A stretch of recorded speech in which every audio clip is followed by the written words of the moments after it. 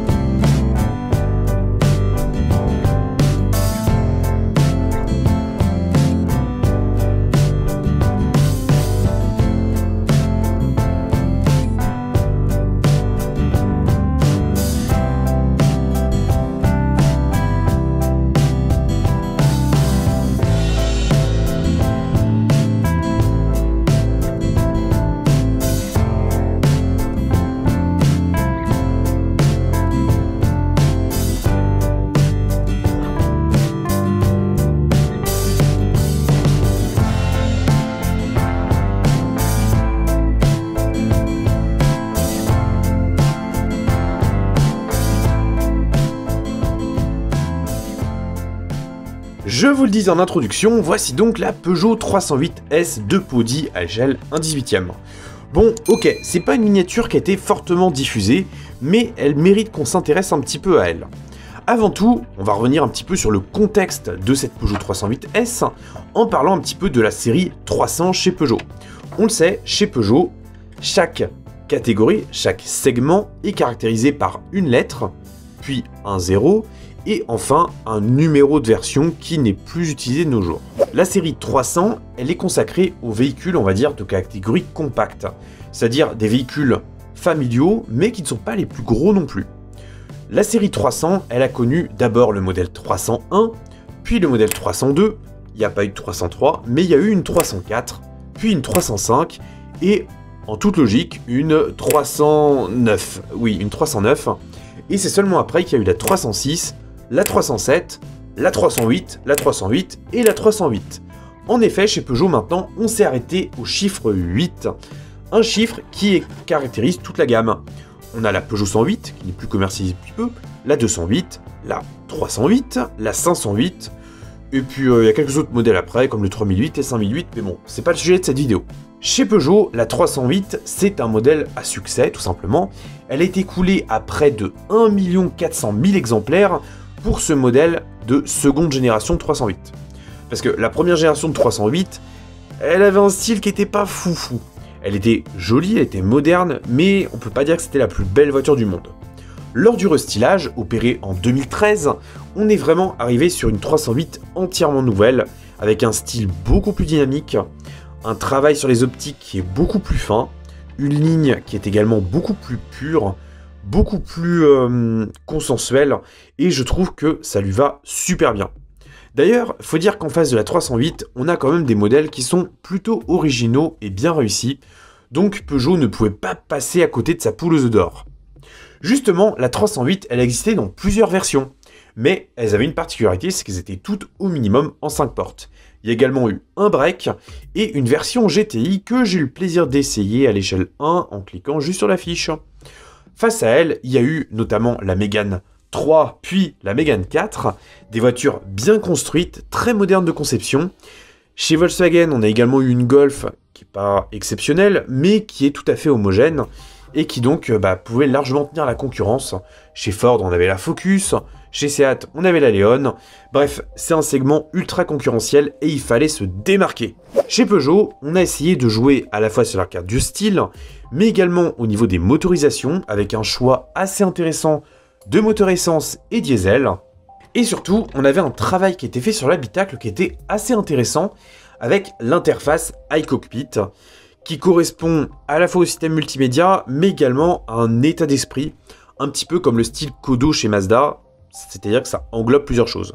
avec notamment le petit volant, mais également un écran central qui commande un peu toute la voiture. Bon, c'est un peu du marketing, mais de toute manière, l'automobile, c'est également beaucoup de marketing. Bon, je vais pas m'attarder plus que ça sur la 308, parce que c'est une voiture que je pense que vous connaissez déjà très bien. Je vais plutôt m'attarder sur la 308S. C'est un modèle qui était destiné au marché chinois. Et là, vous allez me dire, ouais, mais les Chinois, ils préfèrent les versions tricorps, avec un coffre. Bah oui, c'est vrai, mais les standards européens ont tendance à se répandre assez fortement, si bien que les Chinois, même s'ils adorent les versions tricorps, eh bien, ils s'ouvrent de plus en plus aux versions bicorps, notamment avec cette silhouette-là, qui a été directement reprise de la 308. Et là, on peut se demander, qu'est-ce qui différencie une 308 d'une 308S ? Eh bien, à vrai dire, il n'y a pas grand-chose. Au niveau du style, déjà, on est vraiment quasiment similaire à la 308 GT Line française. C'est-à-dire une version un peu plus sportive dans sa présentation, sans gros moteur non plus, mais plutôt agréable visuellement, avec notamment des jantes à alliage de 17 pouces, des optiques à fond noir surmontées de LED, une calandre avec le sigle qui est inclus dans la calandre justement. Sur les 308 qui ne sont ni GT ni GT Line, le sigle il est sur le capot. Ensuite on a un pare-choc qui est joliment dessiné, c'est plutôt élégant. Et globalement cette 308S, elle a été vraiment calquée sur la 308 GT Line. Au niveau du style d'ailleurs il y a très peu de différence. Ce qui fait que le modèle tel que je vous le présente là, si je vous avais pas dit que c'était une 308S, vous auriez peut-être pas su directement que c'était une 308S pour le coup, parce que personnellement je fais pas une grosse différence. On a également bien sûr des logos qui sont spécifiques, que j'ai pris soin de retirer, et c'est à peu près tout. En revanche, là où il y a de grosses différences entre une 308 et une 308S, c'est sous le capot. Parce qu'en France, on a des normes environnementales qui sont particulièrement castratrices, alors qu'en Chine, on peut se permettre d'avoir des moteurs un peu plus polluants, si je puis dire, puisque le choix était proposé avec un moteur atmosphérique de 1,6 litre de 117 chevaux, mais également le moteur 1,2 litre THP qui était poussé à 136 chevaux, et un moteur 1,6 litre THP de 167 chevaux. En France, on y est plus sur des petits moteurs 1,2 litre THP avec plusieurs niveaux de puissance. Bref, cette Peugeot 308S, c'est un modèle qui a connu un beau succès en Chine.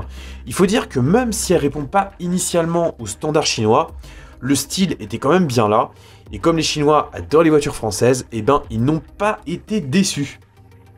D'ailleurs, ce modèle-là, il est calqué sur la 308 2 phase 1. C'est pas le dernier restylage qu'il y a eu.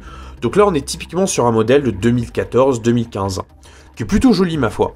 J'ai été assez bref sur l'histoire de ce modèle-là. De toute manière, je préférais vraiment me concentrer maintenant sur la miniature. Donc on peut maintenant venir sur cette 308S de Podi. Par où commencer? Podi, c'est un fabricant chinois qui reproduit donc des versions chinoises. C'est également le cas pour les voitures françaises. Donc c'est pour ça que la 308, telle qu'on l'a ici, c'est en réalité une 308S. Bon, ok, vu que les deux voitures sont quasiment similaires en tout point, c'est pas vraiment un problème. On va déjà commencer à parler un petit peu de profil. Alors déjà, ce qui frappe, c'est que la ligne est plutôt réussie. C'est un modèle qui est assez élégant. D'ailleurs, deux coloris seulement sont proposés. Il y a soit cette livrée blanche, soit une livrée bleu clair, qui n'a pas d'équivalent dans le catalogue français. C'est pour ça que je suis parti sur ce modèle blanc.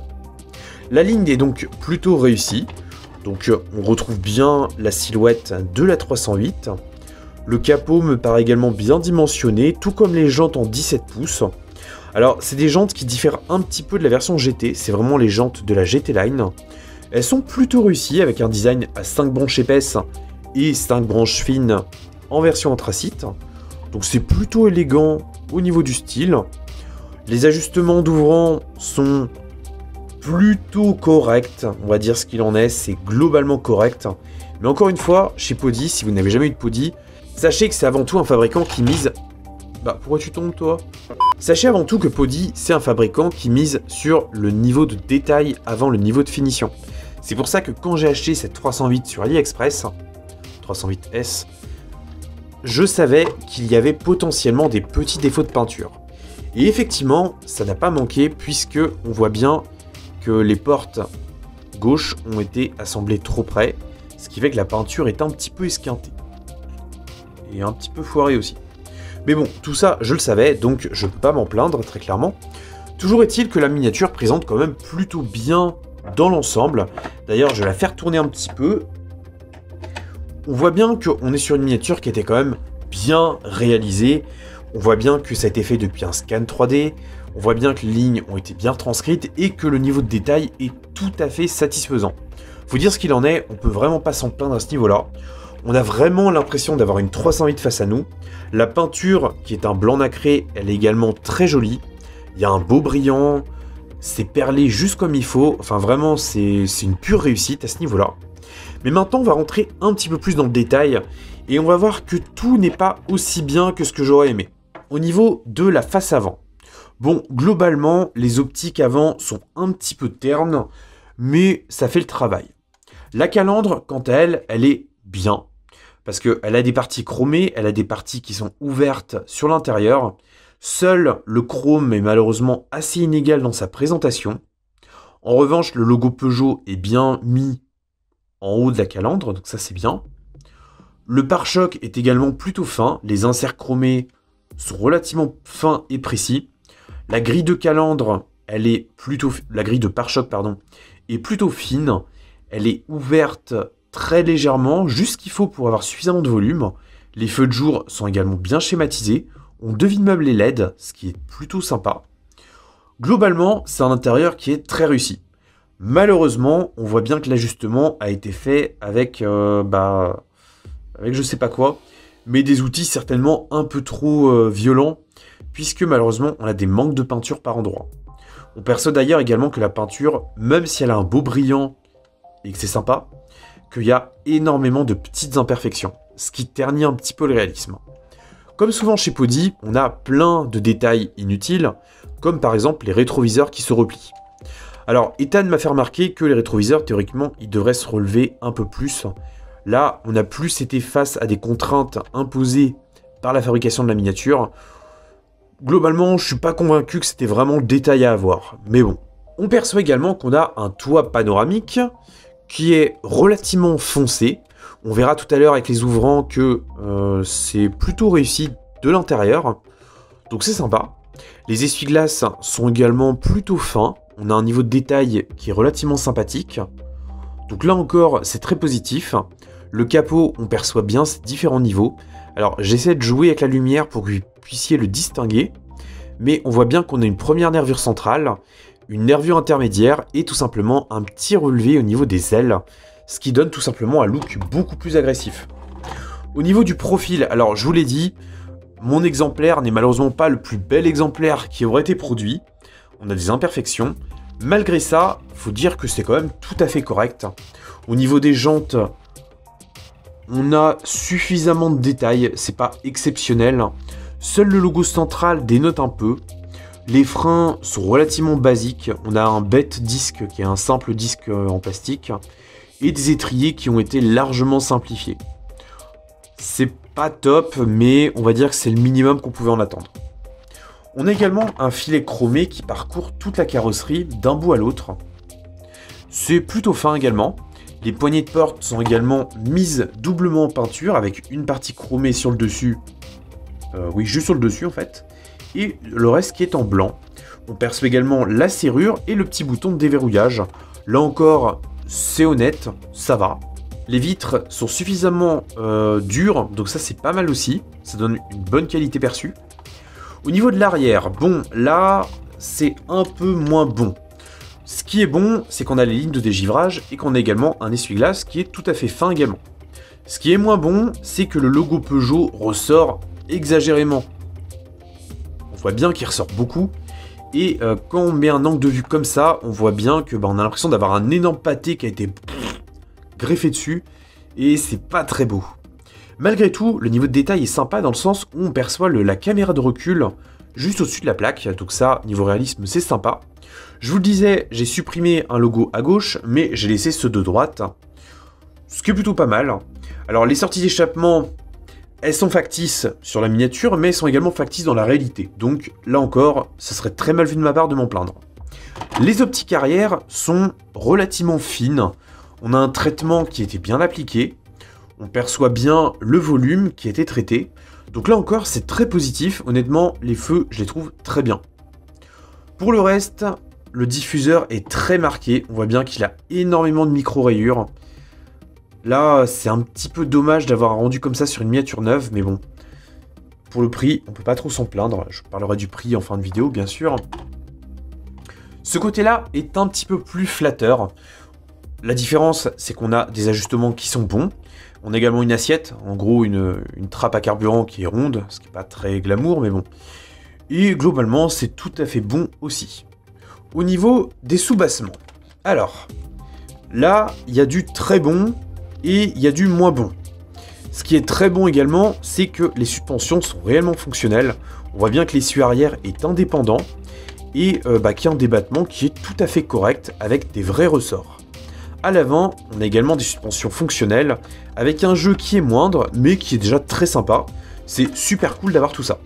La ligne d'échappement est directement issue du moteur avec un premier silencieux et un second silencieux arrière et bien sûr la sortie d'échappement qui est différée des canules. Bon, c'est un dessous qui est tout à fait correct. Le niveau de détail est très satisfaisant. Ce que j'aime bien, c'est qu'ils ont également réussi à retranscrire la texture des parois par chaleur. Donc en matière de réalisme, c'est très positif. On perçoit également le bas moteur et on perçoit également un petit bouton. Alors moi, quand je vois un bouton, j'ai tout le temps envie d'appuyer dessus. Donc je vais appuyer dessus et là, on découvre que il se passe qu'on a l'ouverture du capot. Ça me permet de faire une transition plutôt propre sur les ouvrants. En toute logique, on va commencer par la baie moteur. Donc on est forcément sur un moteur essence. En Chine, le diesel, c'est pas très bien vu. Un moteur, alors je sais pas lequel c'est. Honnêtement, j'ai pas pris le temps de faire cette recherche-là. Est-ce qu'on a un indice à l'arrière? Oui, c'est marqué THP. Donc on a soit le moteur 1,2 litre THP de 136 chevaux, soit son homologue 1,6 litre de 167 chevaux. Dites-moi en commentaire si vous savez lequel c'est. Bon, les charnières de capot sont plutôt propres. Au niveau de la baie moteur, on a pas mal de détails sympas. C'est plutôt plaisant. On perçoit également le bocal de liquide de lave-glace, qui a pas mal de schémas.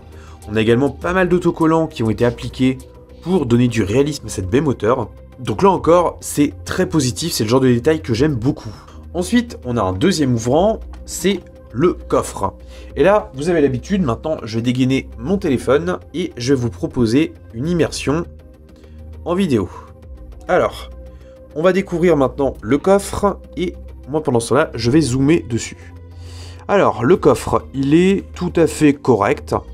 On perçoit qu'on a de la feutrine au sol, ou du flocage plutôt, qui est bien appliqué. On a une plage arrière qui se lève légèrement.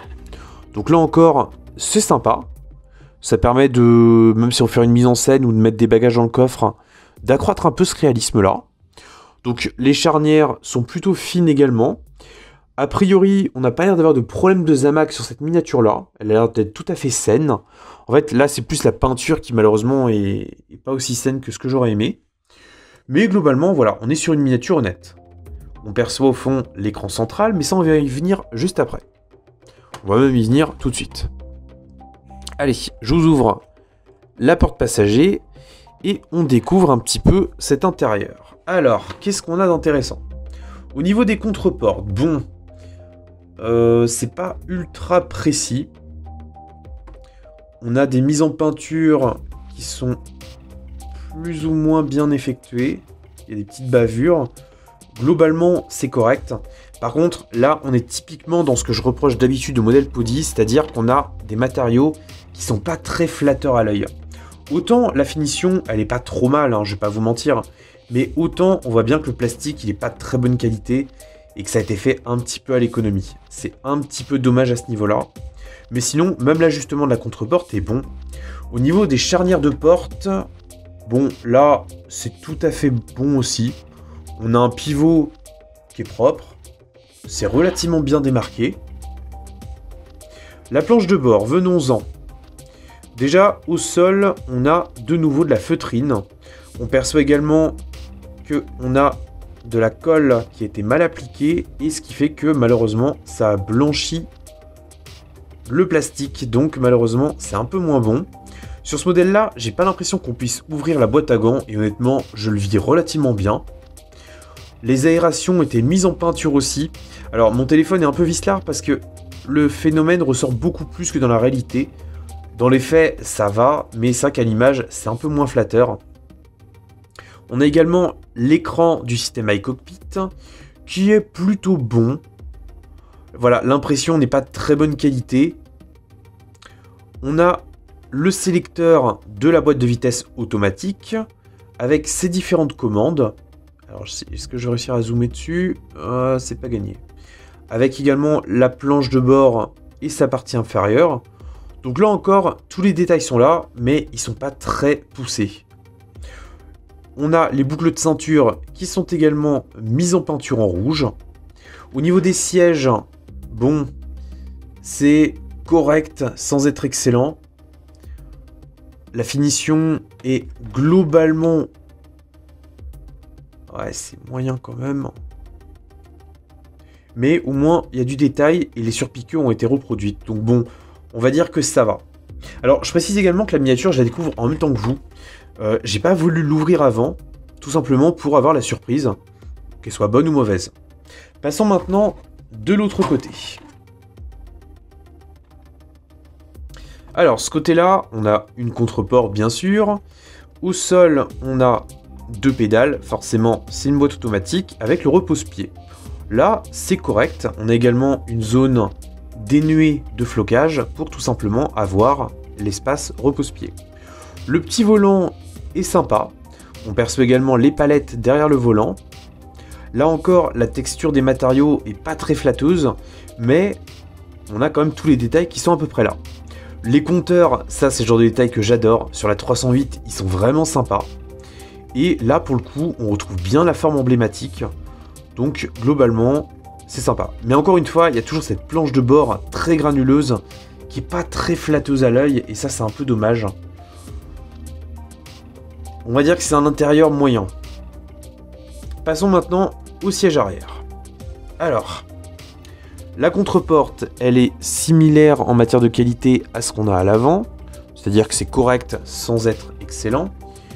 On a de la feutrine au sol à nouveau, on a des boucles de ceinture qui sont réellement en tissu, avec une boucle en métal pour le coup, donc ça c'est sympa aussi. On perçoit également qu'on a les ceintures au niveau de l'avant. Ah oui, on est passé d'une caméra à d'une autre, donc je vais pas pouvoir trop zoomer. Ouais, non, pas plus que ça. On a l'arrière de la console centrale. Et globalement, voilà, c'est à peu près tout. On perçoit également que là, qu'on a le toit panoramique qui permet une bonne visibilité depuis le haut. Donc ça, encore, c'est tout à fait correct. Bon, globalement, c'est un intérieur plutôt pas mal. Pas excellent, mais pas mal. Je pense donc avoir maintenant fait le tour de cette miniature. J'espère en tout cas que cette petite revue de modèle vous aura plu. Il faut que je vous parle quand même du canal d'achat de cette miniature-là. On peut l'acheter sur AliExpress et sur quelques sites. Il faut compter autour des 50 à 60 euros. Parfois, on peut la trouver un petit peu moins chère. Mais globalement, c'est une miniature qui vaut plutôt bien son prix. Honnêtement, j'y mettrai pas forcément plus de 60 euros parce que même si le modèle est quand même intéressant ou un 18e, la qualité est franchement pas exceptionnelle. Et il y a vraiment ce manque d'homogénéité toujours entre la finition et le niveau de détail. On se doute bien que Podi a un cahier des charges qui est strict, avec notamment certainement un plafond budgétaire à pas dépasser. Mais pour le coup, on voit bien que les compromis faits à l'intérieur sont énormes.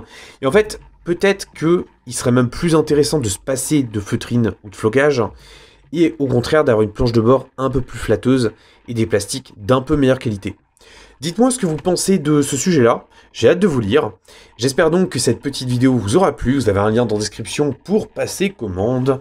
Moi je vous dis à dimanche prochain, la 100e revue approche bientôt, elle sera sur un modèle atypique qui me tient énormément à cœur.